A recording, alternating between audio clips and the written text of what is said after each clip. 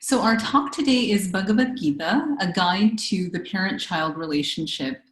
Our esteemed speaker today is Padma Shri Ma'am.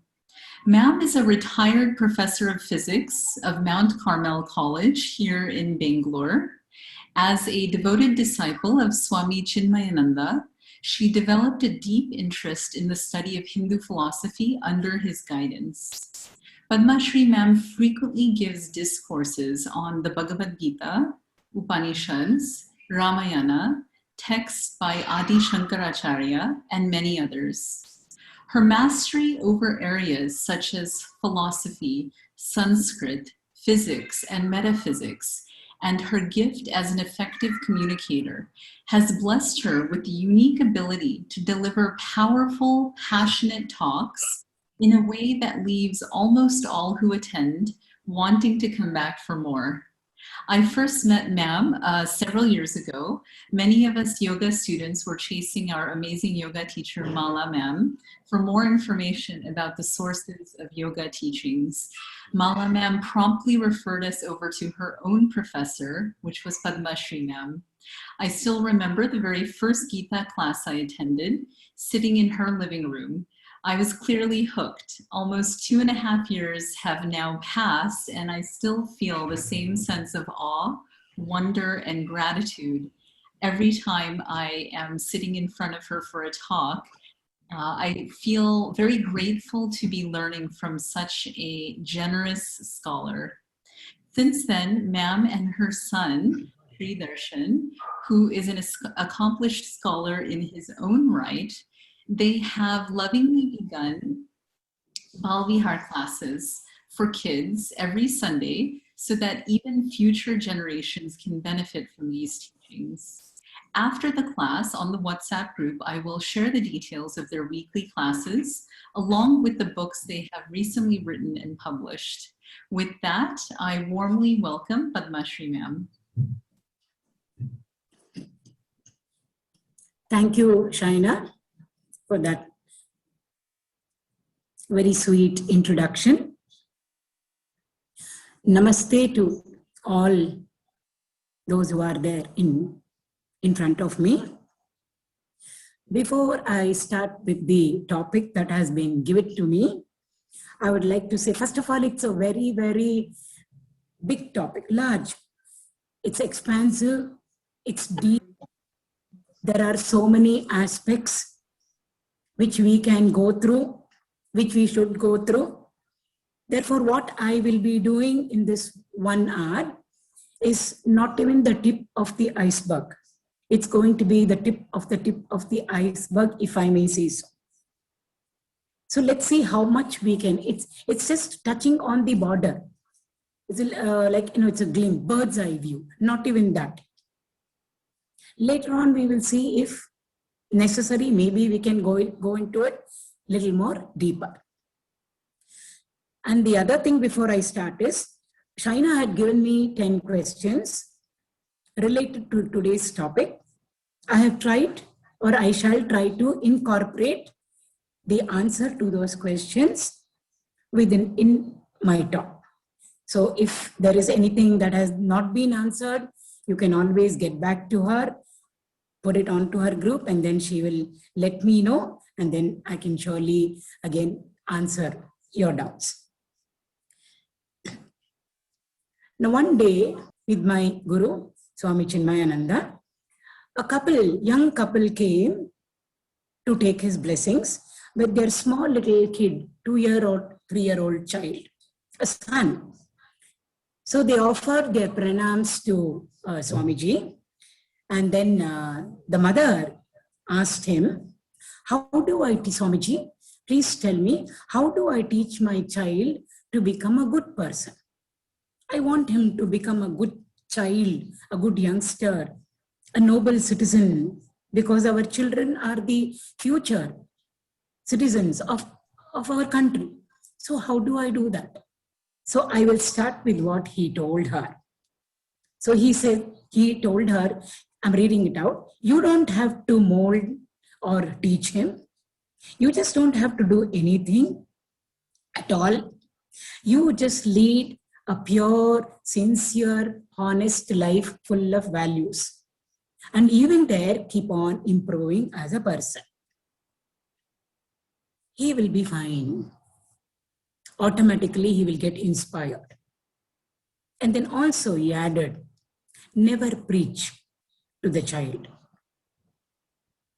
So the message was very, very clear over there, loud and clear to all of us, that rather than teaching the children, which we all feel, the moment the child comes out, I mean, maybe 1 year or 2 years, we all gear up to putting the best into the child. Rightly so, we should do it. That's the responsibility and the duty of the parents. So, but then, according to his advice, it was, rather than teaching, it became demonstration. That's what he told her. You don't have to teach. You should not be teaching. Rather, you should be demonstrating.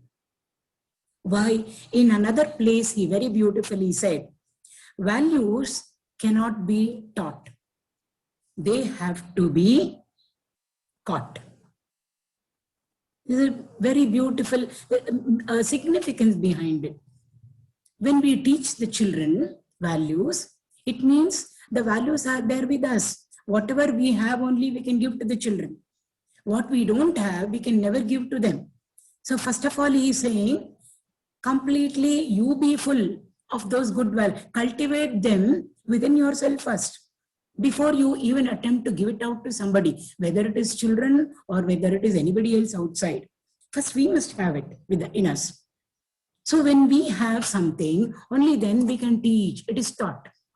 But when we teach our children, the question is whether they are going to be taught, they allow themselves to be taught or not taught. If they have a mind block, whatever we say will never go into them. So therefore, they cannot be taught if they don't want to. We are still on the teaching mode, but they don't want to get into taught mode. Taught mode, T-A-U-G-H-T. Rather, he said, they have to catch them. The values have to be caught by them. It's like catching a ball. When the child catches a ball, the ball is its. It has become its. It's mine, mommy. You will not take it away from me. Anybody cannot take away the doll or the teddy bear from me. Why? It's mine. I have caught it in my hand. Gripped it so that nobody can take it away from us. So similarly, the children have to catch the values. Values have to be caught. Once the child catches the values, they have caught the values, it becomes their values. It's no more our values now. It's belonging to them. That means it's become an integral part of them. It's not outside. When we teach, it's still outside. But once they have caught it, it becomes an integral part of them. So therefore, there is an ocean of a difference between the teaching and catching over there. So therefore, this was the advice to all of us. Now, where do we find a manual of values? Because first we should be with surplus values before we can share it with anybody, our children or whoever it is. And again, the best or the only manual, and I will not say the only, but the best manual that we all have, which is so much available to all of us with respect to values, is the Bhagavad Gita. The Bhagavad Gita is completely full of values. In fact, I'm just starting with a small little introduction to the Gita, and then we will go on to how we can apply it to our children. Because first of all, we should know what is the contents of the Gita. And how can I relate to it when I am a mother or I am a father. So therefore, in the Bhagavad Gita, when Krishna is talking about values, values means qualities, good qualities. Qualities, we use the word guna. Good guna, sadgunas. Bad qualities are called as durguna. He never uses the word guna over there. Rather, he uses the word dharma. He uses the word knowledge. And he uses the word daivi sampat. Now, each word we can talk for hours. And in 1 hour, I have to finish a lot. So I'm sure you'll understand. So instead of using the any other common word like guna, qualities, Krishna uses the word dharma. He uses the word knowledge. How can knowledge be qualities? But according to him, the qualities are the path to reach the goal called knowledge. So if we want knowledge in our lives, whatever it is, materialistic knowledge, physics, chemistry, mathematics, or spiritual knowledge, to reach that state of knowledge, first of all, the path should be very, very clear. And the path is laid with qualities. So he's calling the goal itself as the path. Just as we say in the railway station, where is Chennai? Chennai is not standing on the platform there. When we say, where is Chennai? We mean the train which is going to carry me or take me to Chennai, provided I board it and don't get down in the middle.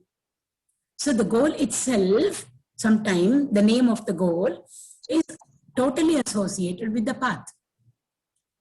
Bombay has left. Bombay is arriving late.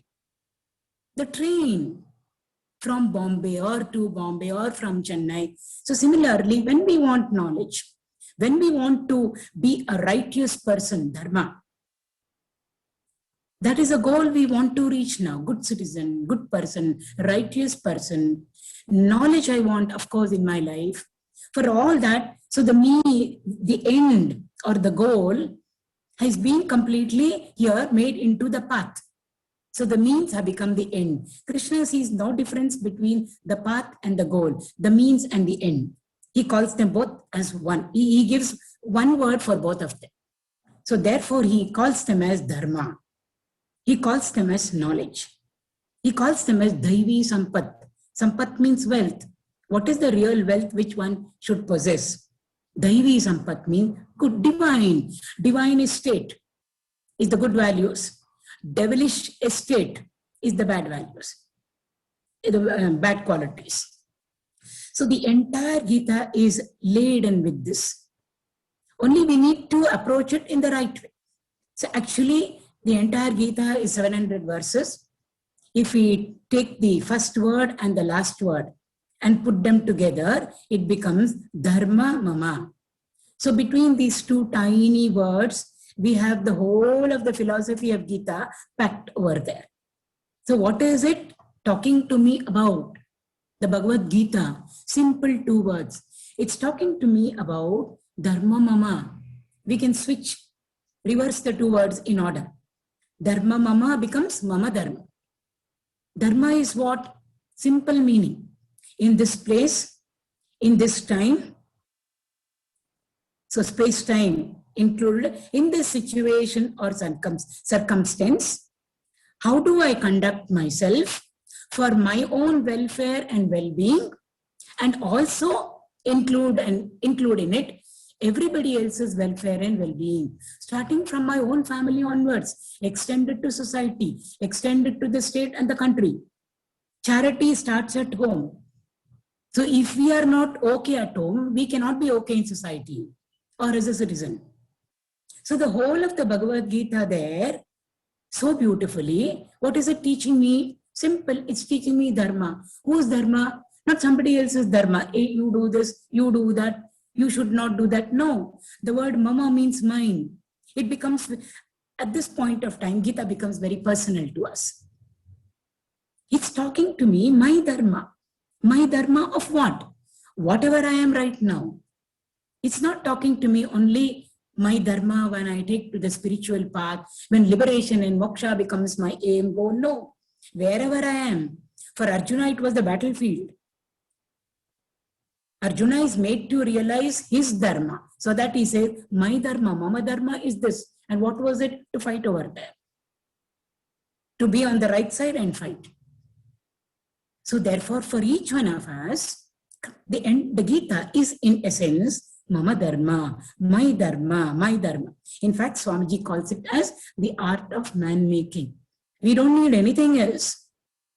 Bhagavad Gita will do for us. We are all human beings. Do we have humane qualities in us? Do we have culture in us? Are we cultured? We are educated. But do we have culture in us? So man making, not man breaking. We're not talking physical. We're talking inner personality there. And there is a way to make it happen in us also. How to improve. It's an art. We are all like one big stone piece. The sculptor has to work on it. And slowly the idol, beautiful idol, has to reveal itself. It's an art.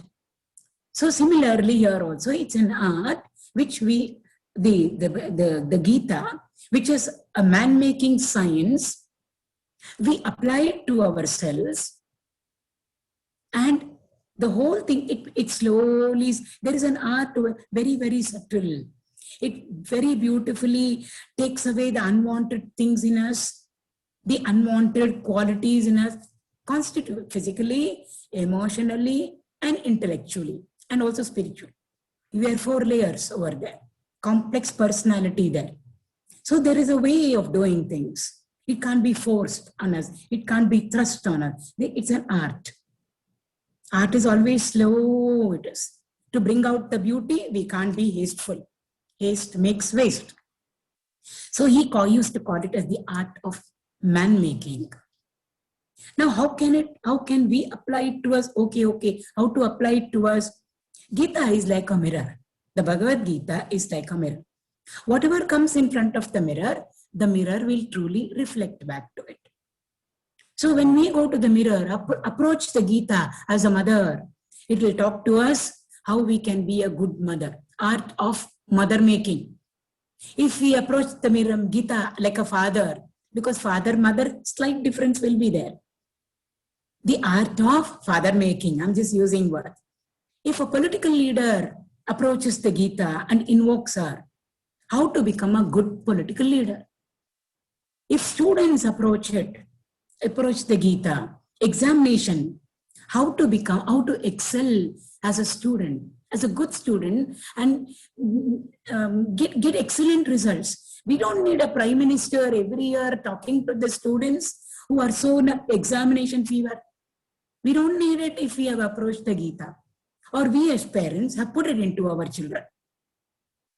So therefore, the entire Gita just reflects back what we want. That's all it is. What do I want to see in the mirror? I want to see the nice part of me. Supposing there is some mark which I have to remove, the mirror will tell me what to do. These are things which you should remove from you. And these are things which you should add on to you to make yourself very beautiful in the mirror. So Bhagavad Gita is like a mirror, and it just tells us what we need, what we don't need in our lives as parents, because now the topic is focused over here. We are only talking about parenting, but therefore focusing over there. So how to become a good parent? Simple it is. How to become a good mother? How to become a good father? How to become a good sister? How to become a good student? How to become a good teacher?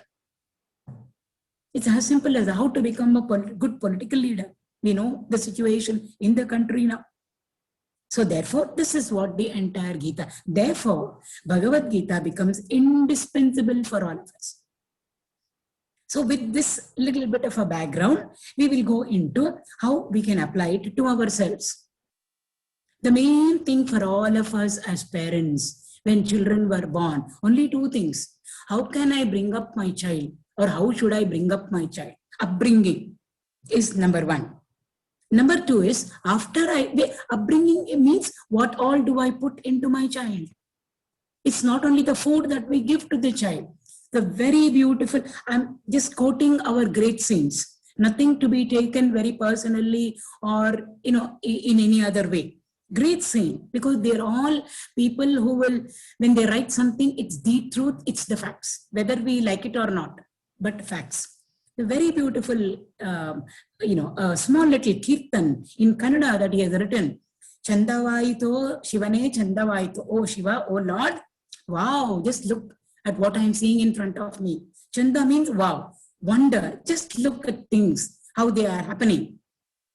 But then I don't see anything wonderful happening, anything good happening. Why? Explicitly he says over there, I'm quoting the Kannada, Therefore, many of you may follow, but I'll again get back in English. Halu masaru tinisi tin balapraya vadaga tayi addu mutti ninda saki halu masaru tinisi antakanige bittu hodalu. It's hard hitting.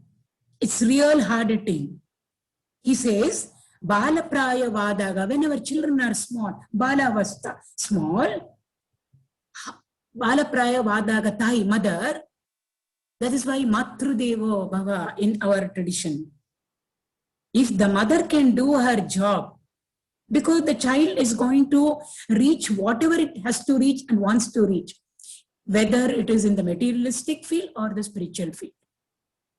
So therefore, the mother, Addumuddin Saki, pampering and pampering and pampering and pampering, in our over enthusiasm, we get unnecessarily attached. See, prema is different. Moha is different. Prema is love, unconditioned love. We give to our children, but we must make sure that with our love, they grow, they evolve. Moha is pampering over them. Whatever he or she asks, it's okay. So our charity that we do to our own children should not destroy them. Swamiji used to say, don't by your charity, you should not destroy or hamper the child's growth, which many of us may be doing, or there are some exceptions are there. I'm just generalizing. So Balapraya Vadaga Tayi, mother, Addumunti Ninda Saki, she rears up the child, brings up the child, with all pampering and pampering and everything, yes, everything, yes, everything, yes. Halu masuru tinisi tinisu. Halu masuru means milk and curds. Now it really doesn't mean milk and curds. It's significant. Whatever it wants, we just keep on giving to it, keep on. It can be things, it can be anything. Tinisi means we feed it, we give it. Unreasonably, no discipline, we just give. Konil, what happens at the end? Antakanige bittu hodalu. She has left the child to death. Death doesn't mean the physical death. Ultimately, what happens to the child's personality? It gets broken down. Its entire growth gets stunted. We know the personality can collapse, can get shattered, dropouts. That's the best alternative for that. Children can become a dropout. Best example is the Mahabharata, Kunti and Gandhari. Kunti loved her children. What about Gandhari? She had moha for her children. She was blinded. So after the war, Gandhari comes to Krishna and says, my children and Kunti's children, both are related to you. But Krishna, you took the side of the Pandavas and my children are all gone. Why did you not warn? Why did you not tell? Krishna says, Mother, Mata, I told you. And I told Kunti, I am equally available for both of you. As your inner voice, I told you. As her inner voice, I told Kunti. Kunti listened to me. You did not listen to me. When you don't listen, I don't interfere. Bhagavan doesn't interfere with that. Nature doesn't interfere. She allows us to make mistakes. But then at some point of time, when she reverses, we know what will happen. So therefore, Balapraya Vadaga, Addumuddin Ninda Saki, Halu Masuru Tinisi, Antakanige bittu hodalu. So we should, so two factors over here. How do I bring up my kid? Upbringing. We all want to give the best to our children. There is no doubt about it at all. Otherwise, we are not a good parent. We are failing in our duties and responsibilities over there. The next factor, so this is all feeding in the children, what we put into the children. Then afterwards, what do we expect out of the children? These are the only two main things which we are all worried about. I mean, generalizing. So expectation. In both the cases, we are overdoing it. We should not. When we are upbringing, putting in the input into our children, I'm starting with that. First thing is very beautiful. All our masters are very strict. We should love them unconditionally. Yes, we should love them with respect. Swamiji used to write to mothers, bring up your children with love and respect. Love we can understand. Why should we respect them? After all, our little children, they better learn to respect me, is our attitude. It's not like that at all. It's a parasparam bhavayanta. Gita. I'm bringing in slowly Gita. Sometimes I may use the Sanskrit word, but background is the Gita over here. Parasparam bhavayanta. We give and we take. There is a beautiful sharing over there, which others may not know. Sometimes even we are not conscious of, aware of, but it's happening. Many things are silent. Always we don't have to open our mouth and say. Silence does some things more than what words accomplish, what noise accomplishes. So therefore, when we love our children, respect should get added to it. Not that we should go and touch their feet. I don't mean that at all. The moment respect comes over there, it becomes love with discipline. When we give our children freedom, it should be freedom with responsibility. The child should know this is the freedom I've been given, but it should be backed with responsibility. How is it? Consciously, the child also evolves. When we are slowly teaching our child, it grows up also. Everything it takes in, it's aware of its freedom. It should be aware of its responsibilities also. It should be aware of the love we are giving. It should be aware, yes, my mommy and daddy respect me also. The child automatically becomes contained because it also wants its lovely image. Respect is there. Only love, no, sometimes it will fall flat. So therefore, all of them must come together. Why should we not pamper our children? Why should we not get, why shouldn't there be excessive attachment towards the children? Simple, we are not giving space for the children over there. Even the Bhagavad Gita, Arjuna doesn't want to fight. Krishna gives him the entire Bhagavad Gita. Afterwards, he gives him freedom. Space is given. I have told you whatever I have to teach. Have you understood? If you have a doubt, ask me. Arjuna says, no, Krishna, I have understood. Then Krishna says, do whatever you want.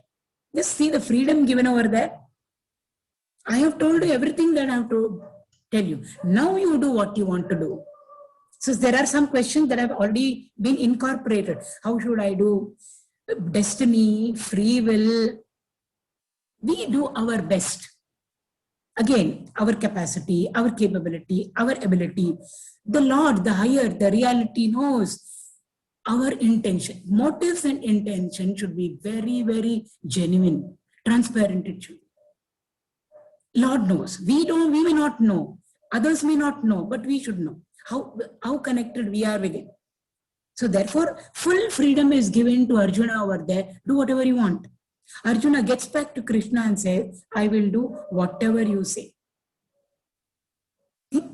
We can treat Arjuna and Krishna as father and son over there. He calls him my son. He calls him in one or two places also.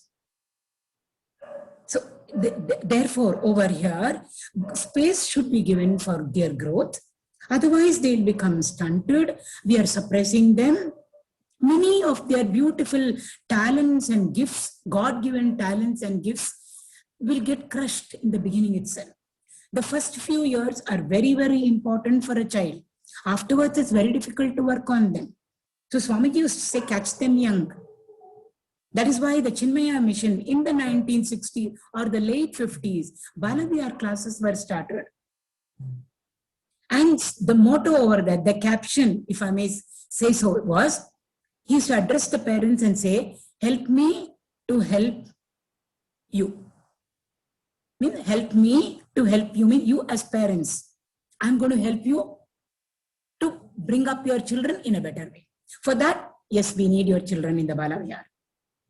Or in a very good environment, many institutions are there which are conducting classes for children, any one of them. So we have to start the training at a very, very early age. Once they come to middle school or high school, it becomes difficult. It's not impossible, but it becomes difficult. We have to prove many things because their mind is set. value system set. The notion of right and wrong well set in them. How did it all set in them? Parents are there. They've been watching their parents.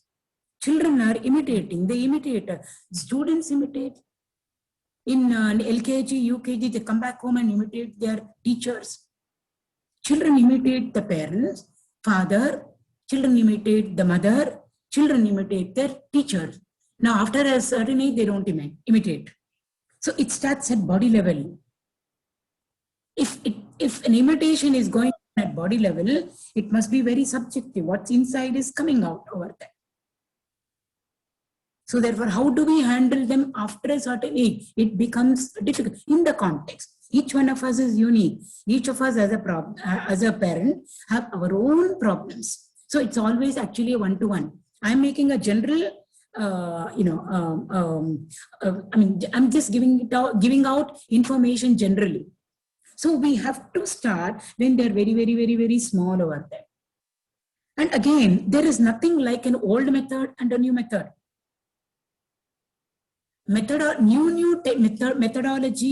of bringing up our children or educating our children when there are so many YouTube uploads over there, teaching methods, new. There is really nothing. I'm a teacher. Yes, the tools used are different, the techniques used are different. Now we are using a computer. When I started, there was no computer at all. A few years ago, there was nothing like this. Then we have more things around us which we can use, experiments which we can do probably at home. So these are all new techniques. Yes, there are many good for us. And to catch the child's focus and concentration, we need all these visuals, audios, we need all of them. But we should not overdo them also. Just to make them make their mind focused and concentrated. If we use too many gadgets, the child's mind gets distracted. The main purpose will get lost. So old is gold. Only what they are now doing is, even if we go into the new with all the paraphernalia that we have, if we really get into the depth of it, it's all old in new package. That's all it is. We can check up how our exceptions may have been there. When parents have been very dominative or the children have been very fearful, the fear factor, too much of fear factor with respect to the parents. Those are all cases which, yes, it should not have been there. But generally, broadly, the old technique only applies even now. Because why? Education, whether it is parents to child, or whether it is teacher to the student, is a one-to-one, mind to mind, heart to heart. So with all the things, ultimately, the child's focus and concentration should be where the teacher or the parent's mind is, heart is. It's a heart-to-heart communication. It's a mind-to-mind communication over there. So if the paraphernalia, yes, it helps to a certain extent. With all the teaching aids now, even today, we remember all our teachers. I remember my first standard teacher, including her name. So disciplined we were. We used to really feel scared. First standard. We were discipline is necessary. And we must make the children also realize discipline is necessary. But again, it should be intelligent discipline. Not that we scare them or beat them up or anything like that. The strict teachers are more remembered than the lenient teachers. Why? Because of our strict teacher, we learnt more. Again, it's general. Actually, we can take up all the teaching techniques of our great-grandparents or grandparents, if we take up one by one. How they taught us to eat, how we should wear clothes, how we should greet a person, how we should sit down, how we should stand up. Even small little things like that. If we take the old method, there is a scientific reason behind it all.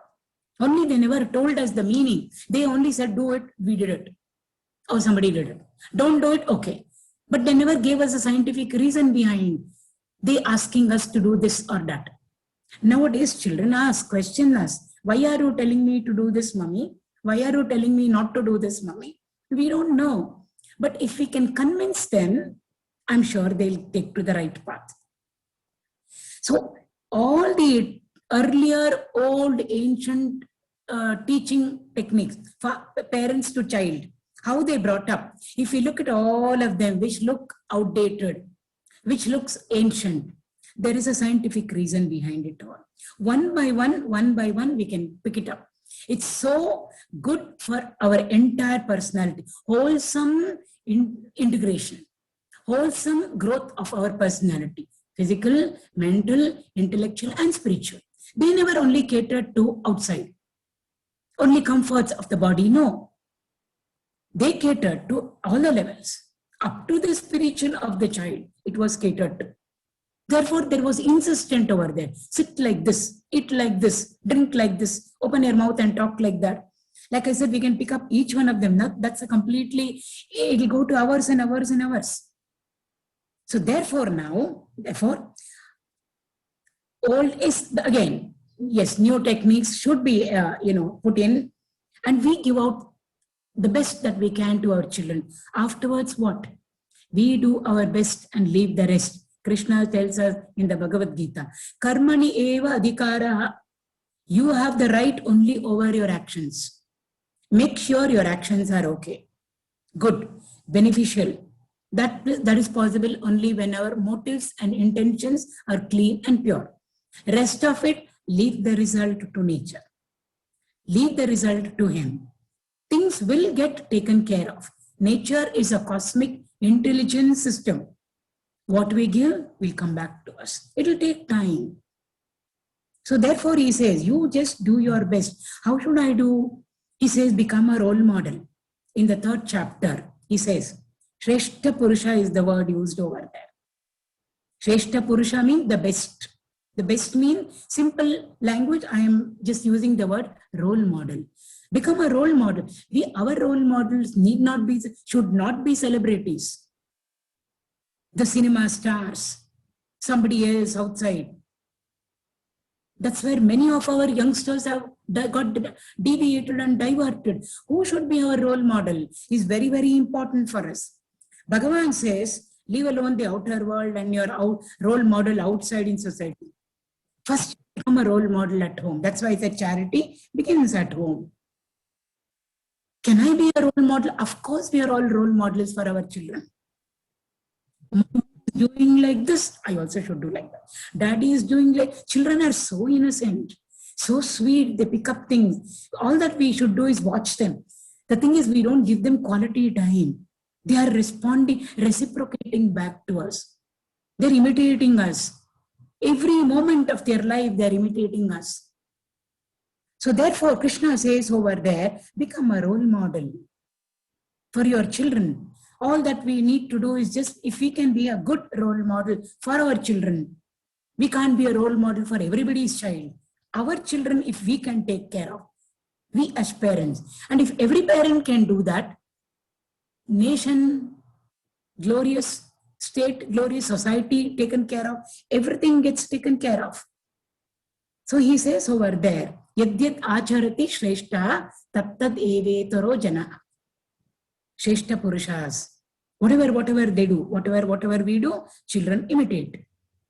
So therefore, we need to be very, very clear about what we are doing. And also, when we are instilling slowly values into them, it's not only instilling, we make them, they're also active. So enormous activities happening at the physical level also. He says, teach them the moderation method. Not too much. Ahara Vihara, 6th chapter it comes. Ahara doesn't mean only food. Whatever we take in through our eyes, ears, nose, tongue, skin, whatever comes into our life. Vihara means recreation.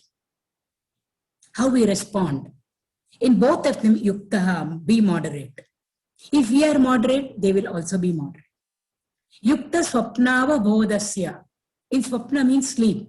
Bodha means wakeful. Be moderate. This small, like I said, the Gita, we can see the Gita as applicable to us. If it is students, exam fever, I talk to them about how to get over that examination fever, because that is the major thing for them. So slowly, we can bring in so beautifully a change in all of them. How to do it? So every house should become a home. There is a difference between a house and a home. Home is where people stay. Family. Earlier, individual was not the unit in life. In society, individual was not the unit. In society, family was the unit. Even now we know the best was 3 generations together. We won't talk about that. It's got its advantages, it's got its disadvantages also. But we find advantages more. 3 generations together, they learn sharing, they learn how to cooperate with each other. Flexibility will come, adaptability will come. Small little jealousies, mean-minded may drop off. Chances are it will drop off, provided we bring them up properly there. A little bit of reading. Somebody had written in the question, Garka Satsang. So beautiful it is. We start with the Garka Satsang.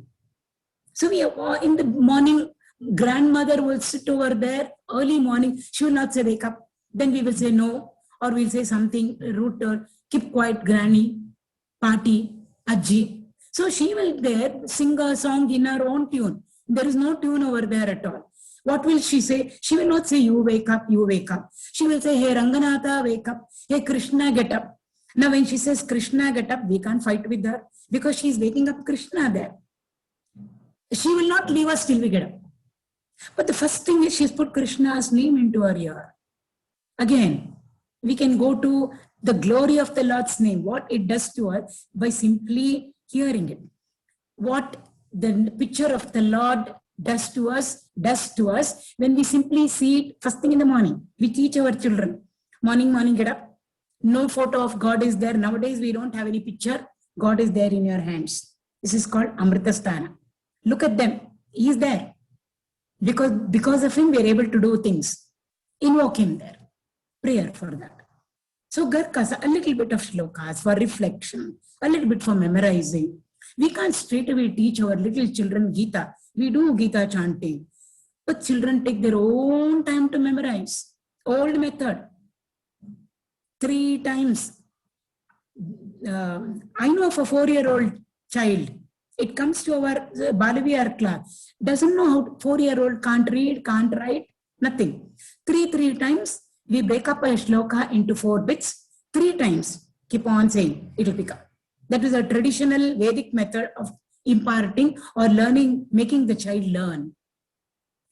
It is possible. Not that it's not possible at all. Spend quality time with the children. Sometime, maybe in the evening, when we light the lamp, when it is dark outside, we don't want darkness to come into our life. Therefore, we light the lamp.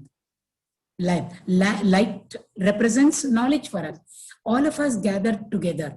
Again, that's another topic altogether. We collectively pray. We collectively eat.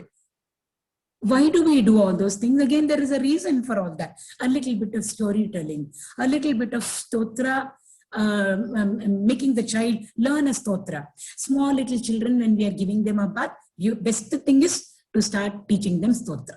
One verse the child can learn in 1 day. It is possible. Only thing is, we have to make an effort. In the beginning, like I said, it will be difficult. But from small, if we start, 3-year-old, 4-year-old, it is possible for all of us to do that. Otherwise, the child's growth will become asymmetric. Asymmetric is ugly. We want our child to grow very, very beautifully. Beauty is symmetry. Symmetry is beauty. We don't want stunting. Stunting not at the physical level. Inner personality level. We don't want constriction. So all these things have to be put together. And from where can we learn this? From the Gita. When tragedies come, when comedies come, when tears are, when sorrow is there, joy is there, health is there, ill health is there, success, failure, profit, loss. How do we deal with it? Somebody had asked. We need to bring balance first into our life. So it's an art, slowly, slowly. If we are not balanced, how will our children be balanced? Because they're looking up to us. So if we can slowly mature, there are shlokas for all of that. Lord tells us how we can bring balance into our life, which is full of ups and downs. There will never be only ups. There will never be only downs. But in spite of it, if we can bring in balance, yes, not that we will not cry, not that there won't be grief, not that there won't be sorrow, but still we'll be able to handle it. Handle it without getting depressed. Handle it without going into, becoming shattered. Nothing like that will happen to us. It is possible. Like I said, we have to go through the Gita slowly, slowly, slowly, slowly. Then I would like to talk about, because I think we just have about 10 plus minutes. What is it that we expect from our children? So much I put into my child, nothing happened. Our job is to just teach them very sincerely, honestly, clean. See, many of us put on a false personality. We are not sincere inside. We are not honest inside. We are not committed and loyal inside. But then we expect our children to be like that. Unless and until we live what is our conviction, our words will not be powerful enough to get caught by the children. So first we have to live our words, whatever it be, little, little, little.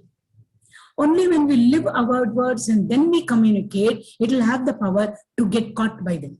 That's the problem. So therefore, what is it that we expect from our children? Oh, this we want, that we want. Children come with their own traits. Children come with their own gifts and talents. Each one of us is so unique. No two of our children are the same, we know it. So all of them have come also to live their life. Swamiji used to very nicely say, children don't belong to you, children come through you. See, little distance maintaining. It's good for us, good for the child. So what should I expect from the child? There is a Gita verse over there. It says, Na buddhi bedam. Don't unsettle the mind of the children. Some of them come with very, very strong gifts and talents. They can't but, manifest it.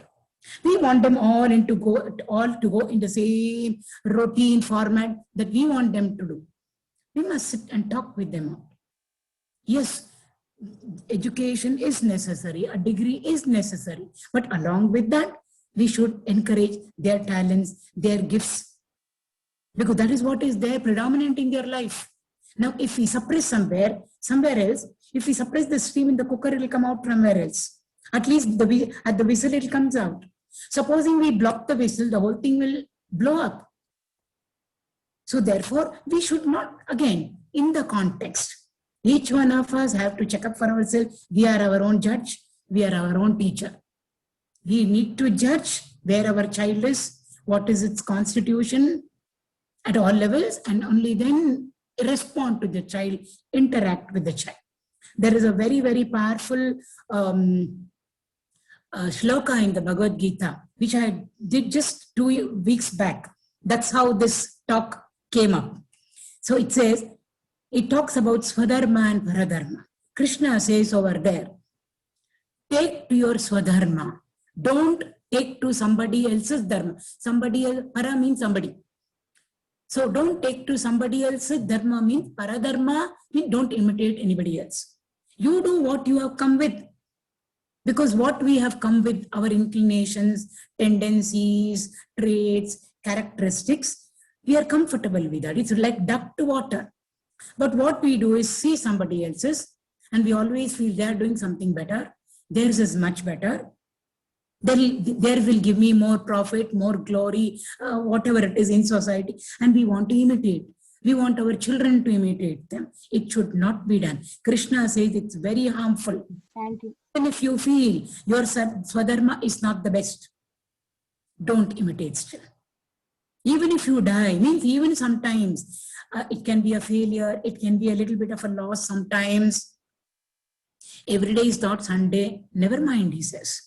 Stick to your Swadharma. How to understand it? There is nobody else better than a father and a mother who can understand their children. Nobody else can understand anybody else's child. First, the mother understands, then the father understands. Later on, only the teacher can understand. So the Bhagavan says, Swadharma and Paradharma, he says over there, don't copy. Even if yours is not the best, never mind. BSc is okay. But if the child can't become an engineer or become a doctor, it's fine. There are so many, and nowadays avenues are so many. Chances are so many. Opportunities are so many. We have done our best in bringing up our children at all levels. We have to, again, limits are there. We have to allow it to pursue its field of interest, good for its growth. Now, doesn't mean it should drop off from its studies. Get a basic education. I mean, again, like I said, we can't generalize all these things.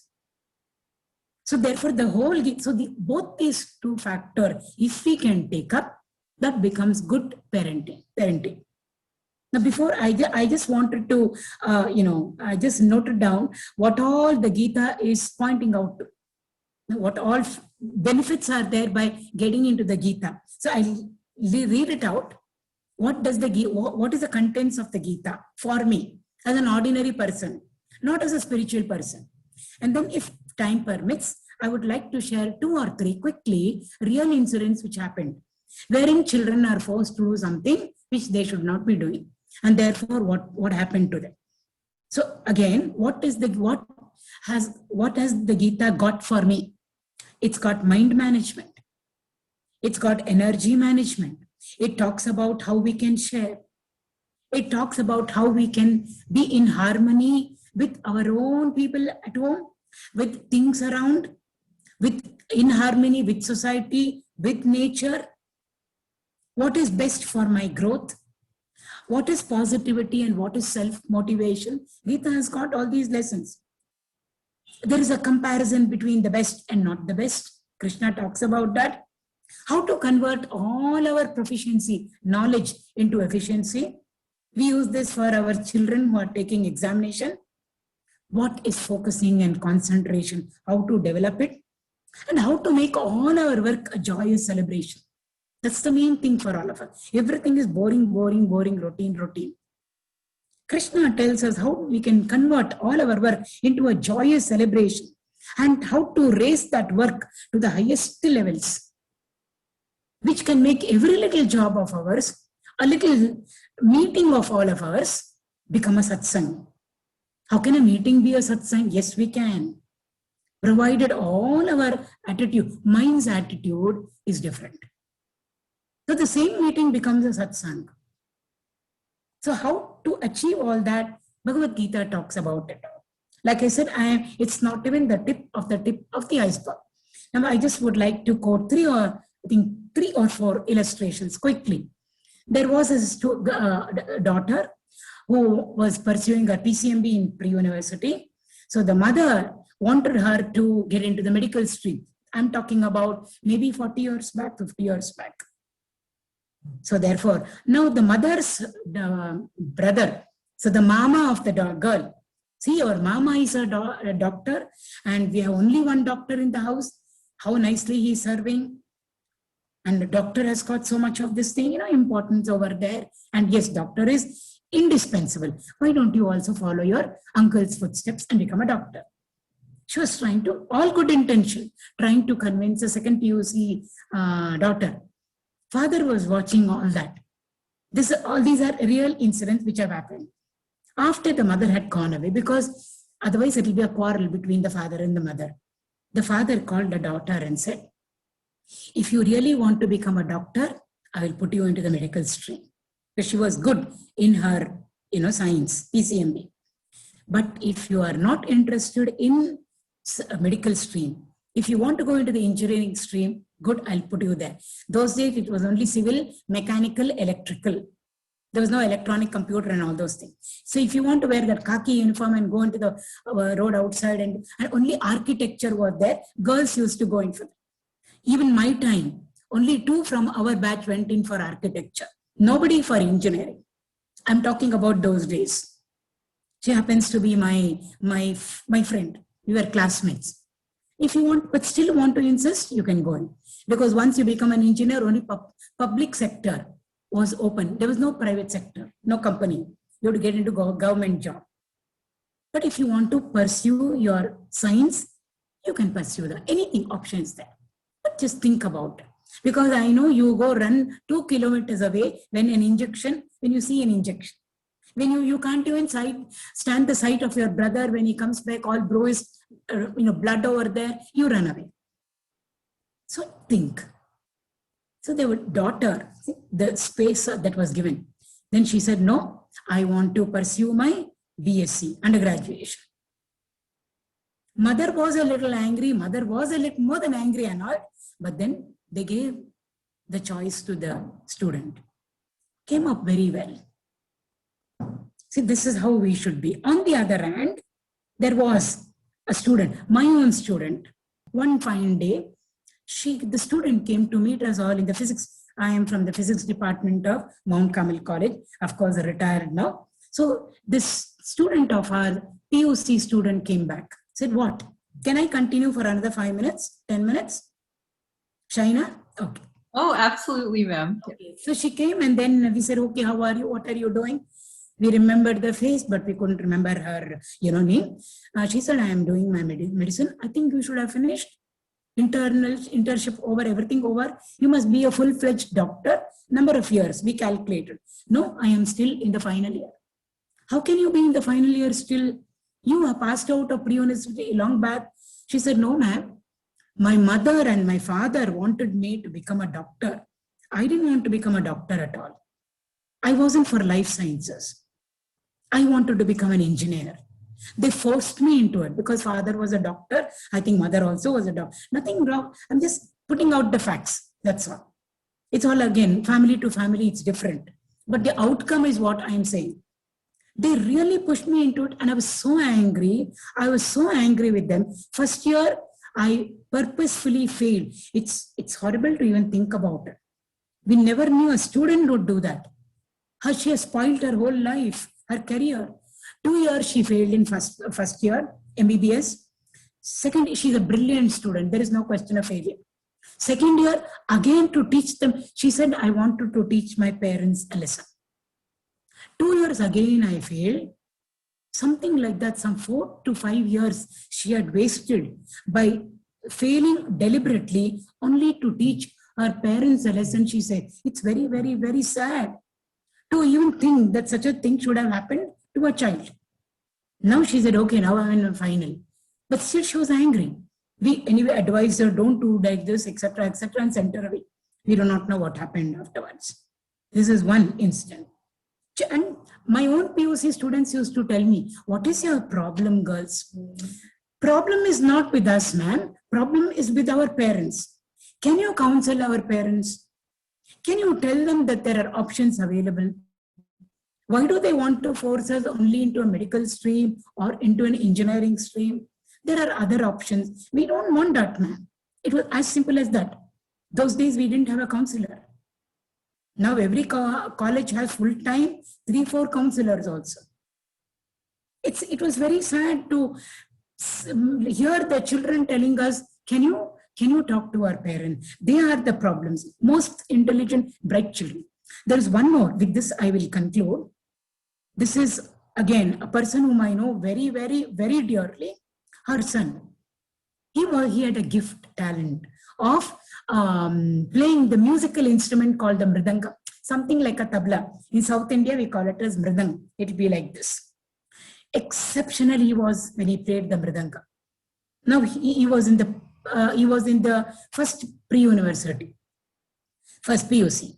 He wanted to go to Madras, Chennai, where art forms are full-fledged. He wanted to go and learn over there. Mother and father actually said, nothing doing. You're not going to pursue it. He had his dreams. I want to become a very good mridangist. I want to play for all the celebrity artists, musicians. No harm in having dreams like that. Everybody starts small and then only they can become big. We can't put big steps. Not possible. Small steps only will take us to wherever we want. So he had cherished that and he was very good. He was learning over here. The parents could have said, okay, go to Chennai. you can do your engineering or whatever you want there. Side by side, you can practice your Mridangam. Somehow the parents felt that when they send him off to Chennai, he will quit his education and go full-fledged into Mridangam, into art forms.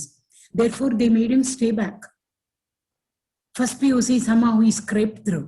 When he came to the second PUC, he completely collapsed. See, the talents, we do not know also how much of talent is there, to what extent it is pushing itself out through him. He totally went into depression, but he completely became unfit for anything. Even to this day, the child is still like that. Can't do anything, can't even put him into a job. Open a small shop, Xerox shop, and put him over there to take care of. No, can't be taken care of it. Swadharma and Paradharma. Krishna insists over there. To Arjuna is insisting. All of us are Arjunas only, listening to Krishna over the shoulders of Arjuna over there. So therefore, I wanted to share these examples because they are real incidents, and it's so, hard hitting for all of us. So this is, like I said, just it is not even a glimpse. It's just that how the Gita can always be there for us as a guidance, a guide, a manual for us. Any doubt, we can check up. Any doubt, we can check up. Does it talk only to a soldier, warrior like Arjuna? Does it only talk to a spiritual seeker? How to get mukti? No, it talks to us. Only we need to enter into it with the right attitude. I want to learn, and I want to learn these things from the Gita. It will open up. Mother Gita, she will open up, and she will give us lessons and instructions as to what to do and what not to.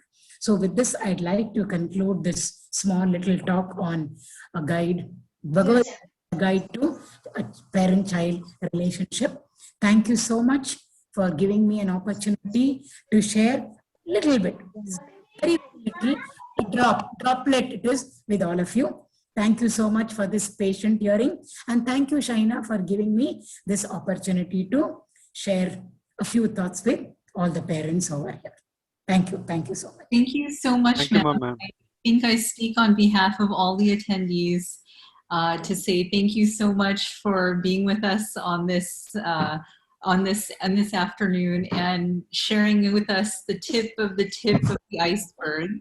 And I think if anyone is like me, you want to try to attend as many of these talks as you can. And very luckily,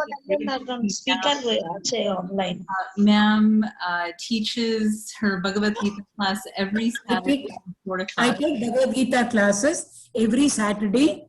I take, earlier it was offline, now I take online. Saturday 4 to 5 are the Bhagavad Gita classes. Anybody is most welcome to join the class.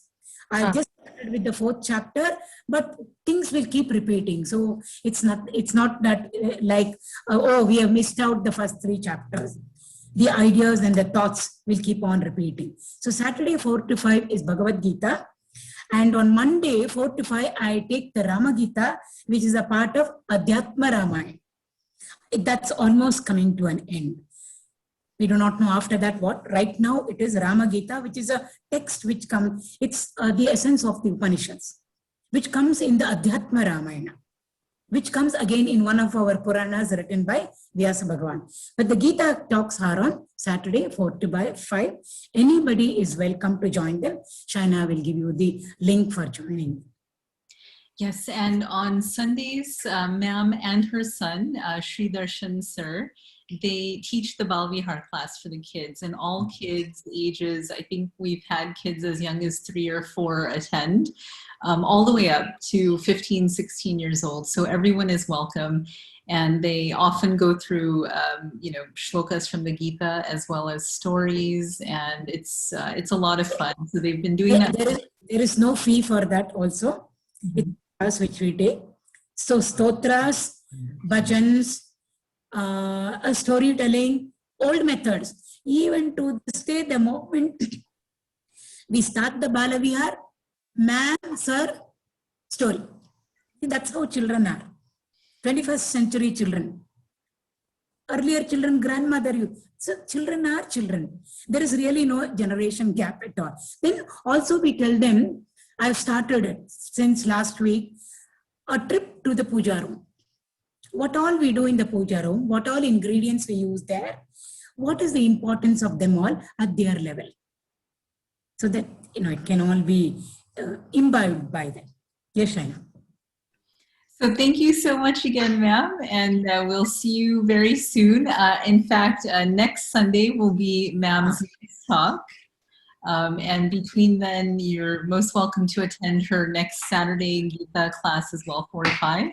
Then next Sunday at 4 o'clock, ma'am will be speaking about the non-existent difference between physics and metaphysics, which might sound a little scary, but you can see really brings it down to our level. And they may have their inhibitions. I am not a physics student. Will I be able to understand? I'm not going to give a physics talk there. I'm aware of my audience not being a physics student. So I can assure you all that it won't be difficult in terms of physics. It's fascinating how physics and metaphysics are actually two sides of the same coin. That I'll be dealing with. So if you're please, welcome to join next Sunday also at 4. Thank you so much, everyone. Shaina, please tell them about the storybook also.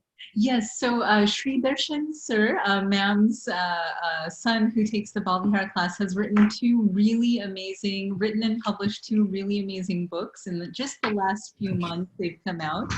And they contain so many stories. I think my son has just run to get his copy. So they're really nice for you to read to the kids yourself. Here's the first one. Showing it. So again, these books and everything, I'll send that information out on the chat.